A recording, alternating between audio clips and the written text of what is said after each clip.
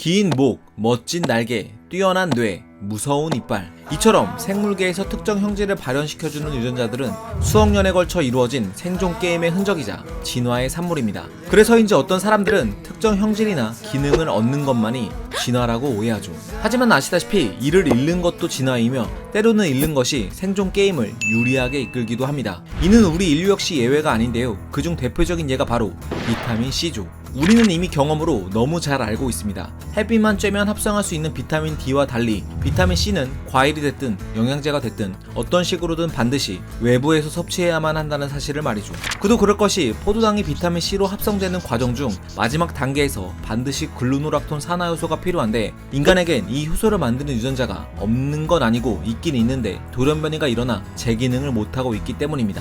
그런데 재미있는 사실은 포유류 중 비타민 C를 스스로 만들지 못하는 종은 박쥐와 기니피그 그리고 인간을 포함한 직비 원류에 속하는 영장류들 뿐입니다. 반면 직비 원류가 아닌 곡비 원류를 비롯한 나머지 포유류들은 모두 체내에서 스스로 비타민 C를 만들 수 있죠. 이 사실을 처음 발견한 과학자들은 의아함을 감추지 못했습니다. 왜냐하면 비타민 C는 콜라겐 합성에 필요하고 물질 대사의 조효소이자 강력한 항산화제로서 우리 몸에 꼭 필요한 영양소였기 때문에 이를 합성하는 유전자가 고장난 채 인류가 지금까지 생존해 왔다는 사실은 선뜻 받아들여지기 어려웠던 거죠. 하지만 과학자들은 금세 답을 찾아냈습니다. 캐나다 오타와 대학교의 가이드루인 박사는 영장류들의 유전자를 분석한 결과 비타민 C를 합성하는 유전자에 돌연변이가 일어난 시기가 약 6,100만 년 전이었다는 사실을 밝혀낸 겁니다. 그런데 이 시기가 어떻게 답이 될 수 있었던 걸까요? 과학자들의 해석은 이랬습니다. 여기 그래프에서 보듯 6,100만 년 전은 팔레오세 말로 지구의 기후가 점차 온화해지면서 지구 곳곳이 열대우림으로 변해가던 시기였죠. 덕분에 영장류들은 주변에서 손쉽게 과일을 구할 수 있었고 비타민 C를 충분히 섭취할 수 있었던 겁니다. 따라서 이를 합성하는 유전자가 망가지더라도 생존에 큰 무리가 없었다는 주장이죠. 그런데 말입니다. 이 주장은 과학자들에게 또 다른 물음표를 남겼습니다. 왜냐하면 아무리 과일을 쉽게 구할 수 있는 환경이라도 비타민 C를 만들지 못하는 형질은 비타민 C를 스스로 합성하는 형질보다 진화적으로 특별히 유리한 점이 없어 보였기 때문이죠. 즉 왜 이 형질이 직비 원유 전체에 퍼져 지금까지 살아남게 된 건지 이해가 안 됐던 겁니다. 그래서 과학자들은 영장류가 비타민 C를 만들지 못하게 되면서 얻게 된 진화적 이점이 있을 거라고 생각했죠. 사실 여기에는 여러 가설들이 존재하는데요. 먼저 체내에서 비타민 C를 만들려면 그 재료가 되는 포도당이 꼭 필요한데 만약 비타민 C를 과일에서 직접 얻을 수 있다면 기존의 비타민 C를 만들 때 쓰던 포도당을 뇌와 같은 다른 기관의 에너지원으로 쓸 수 있기 때문에 비타민 C를 만들지 못하는 형질이 생존에 더 유리해졌다는 가설이 있습니다. 즉 비타민 C를 스스로 만드는데 필요한 에너지와 양분을 다른 기관에 투자할 수 있게 됐다는 거죠. 두 번째 가설은 지난 2001년 싱가포르 국립대학교의 생화학자였던 베리 할리웰 교수가 주장한 활성산소 가설입니다. 그는 비타민 C는 항산화제이기도 하지만 간에서 이를 만드는 과정 중 글루노락톤 산화효소가 작용하는 단계에서 과산화수소 같은 활성산소가 발생한다고 밝혔죠. 그리고 이것들이 너무 많이 쌓이면 세포를 손상시키기 때문에 만약 과일을 통해 비타민 C를 섭취할 수 있는 환경이라면 비타민 C를 직접 만드는 대사는 중단되는 편이 생존에 더 유리했을 거라고 주장했죠. 쉽게 말해 직접 음식을 요리할 때 불필요한 음식물 쓰레기가 너무 많이 생긴다면 차라리 외부에서 사 먹는 편이 더 낫다는 겁니다. 이후 2008년 프랑스 몽펠리아 분자유전연구소의 아멜리에 박사는 이른바 재활용 가설을 들고 나왔는데요. 그녀는 다른 포유류들과 달리 유독 비타민 C를 만들지 못하는 인간과 영장류 그리고 박쥐와 기니피그의 적혈구 막에 이상하리 많지 글룻1이라는 막 단백질이 많이 발현된다는 사실을 발견하게 됩니다. 그리고 이 단백질이 포도당 운반 외에 이미 사용된 비타민 C인 DHA를 흡수해 다시 비타민 C로 만드는데 도움을 준다는 사실을 밝혀냈죠. 쉽게 말해 비타민 C를 재활용하는 겁니다. 즉 인간은 비타민 C를 직접 만들지 못한 것에 대한 보상 기전으로 비타민 C를 한번 섭취하면 마른 오징어에서 먹물을 짜듯이 최대한 효율적으로 활용하는 기작을 갖추고 있었던 거죠. 실제로 비타민 C를 스스로 합성할 수 있는 쥐는 체중 1kg당 약 60mg의 비타민 C가 필요한 반면 사람은 1kg당 약 1mg만 있으면 충분하죠. 정말 엄청난 효율성 아닌가요?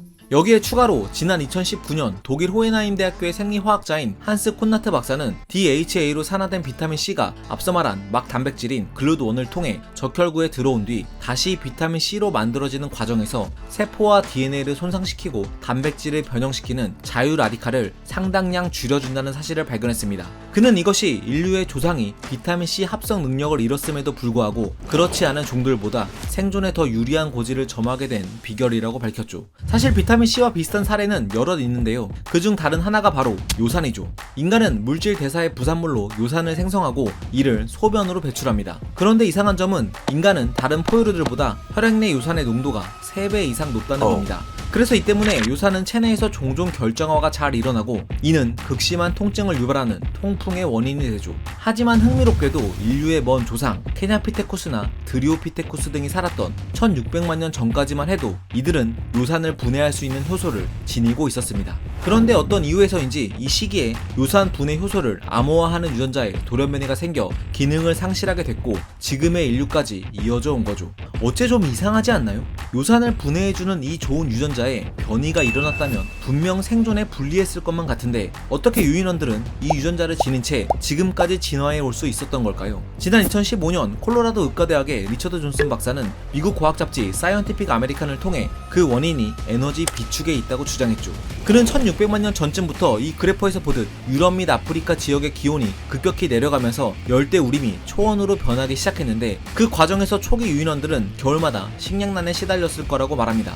그런데 이때 우연히 유인원 그룹 내에 요산을 분해하지 못하는 돌연변이가 생겼죠. 존슨 박사는 요산은 과일에서 섭취한 과당을 지방으로 전환하는 과정을 촉진하는데 유전자 변이로 요산을 분해하지 못하게 된 개체들은 혈액 내 쌓인 요산 덕분에 과당을 지방으로 저장해둘 수 있어 먹거리가 부족해진 환경에서 다른 개체들보다 생존에 유리했을 거라고 주장합니다. 또 최근에는 요산이 뇌 신경을 보호해준다는 가설과 수백만 년 전 염분 섭취가 어려웠던 환경에서 요산은 나트륨을 대신해 혈액 내 혈압을 유지해주는 역할을 했다는 가설도 있는데요. 한 가지 흥미로운 점은 이처럼 먼 과거의 요산은 인류의 생존에 도움을 줬지만 현대 사회에 이르러 충분한 과당과 염분 섭취로 인해 요산은 오히려 비만과 고혈압이란 질병을 유발하게 됐다는 거죠. 요산과 더불어 멜라닌 색소 역시 망가진 유전자가 생존에 도움을 준 대표적인 케이스입니다. 아프리카에서 등장한 초기 인류는 몸의 털을 잃게 되면서 자외선으로부터 피부를 보호하기 위해 멜라닌 색소를 지니게 됐고 따라서 당시 인류의 피부색은 짙었죠. 그런데 먼 훗날 인류가 고위도 지방으로 진출하면서 멜라닌 생성에 관련된 유전자에 변이가 일어나 피부색이 옅어진 개체들이 등장하게 됩니다. 얼핏 생각하면 이런 형질은 자외선을 제대로 막아주지 못해 생존에 불리해 보이지만 결과는 정반대였습니다. 바로 비타민 D의 합성 때문이죠. 펜실베니아 주립대 인류학과의 니나 자블론스키 박사는 스킨이란 책을 통해 위성 사진에서 보시다시피 고위도 지역은 태양 에너지가 적게 도달하기 때문에 비타민 D 합성에 필요한 자외선의 양도 적다고 말했죠. 그리고 이 때문에 고위도 지역에서 멜라닌이 많은 피부는 자외선을 차단해 칼슘 대사와 면역계에 중요한 비타민 D의 합성률을 떨어뜨린다고 주장합니다. 즉 고위도에서 멜라닌이 많은 짙은색 피부는 생존에 불리하다는 얘기죠. 결국 수십만 년 전 비타민 보조제가 없던 시절 고위도 지역으로 이주한 인류 조상들 중 멜라닌 생성 유전자가 망가진 변이 그룹만이 자외선을 잘 흡수해 비타민 D를 효율적으로 만듦으로써 생존을 이어나갈 수 있었고 그것이 지금까지 이어져 오게 된 겁니다. 이렇듯 과학자들은 진화 과정에서 인류가 잃어버린 유전자가 무려 2만 개나 될 것으로 추정하고 있는데요. 이 중 어떤 유전자들은 불 때문에 사라지기도 했습니다. 지난 2015년 펜실베니아 주립대 인류학자인 조지 페리 박사는 인류는 약 160만 년 전 쓴맛을 느끼는 일부 유전자를 잃어버렸다는 사실을 알아냈는데요. 그는 그 원인이 당시 호모 에렉투스가 사용하기 시작한 불에 있다고 주장했죠. 불로 음식을 구워먹는 과정에서 식물의 독성 물질이 제거되기 때문에 인류의 조상들은 굳이 쓴맛을 느끼는 유전자를 많이 지니고 있을 필요가 없어졌을 거라는 얘기입니다. 뿐만 아니라 그는 음식을 씹을 때 필요한 턱의 저작근과 관련된 MYH16이란 유전자 또한 침팬지에게선 정상적으로 발현되지만 인간에게선 이 유전자의 변이가 일어나 제 기능을 못한다면서 이 역시 인류가 불로 요리를 시작하면서 부드러운 음식을 접하게 된 결과라고 덧붙였죠. 이처럼 오랜 진화의 과정을 거쳐 지금의 인류가 있기까지 무언가를 얻는 것도 중요했지만 무언가를 버리는 것도 중요했습니다. 그리고 어쩌면 이런 자연 현상은 삶을 바라보는 시각과도 연결될지 모릅니다. 끊임없이 쟁취를 요구하는 경쟁 사회에서 때로는 쟁취보다는 가진 것을 내려놓는 것도 우리의 삶을 변화시켜 나가는 중요한 원동력이 아닐까 하는 생각들로 말이죠. 과학은 세상을 보는 창, 지금까지 과학 드림이었습니다. 감사합니다.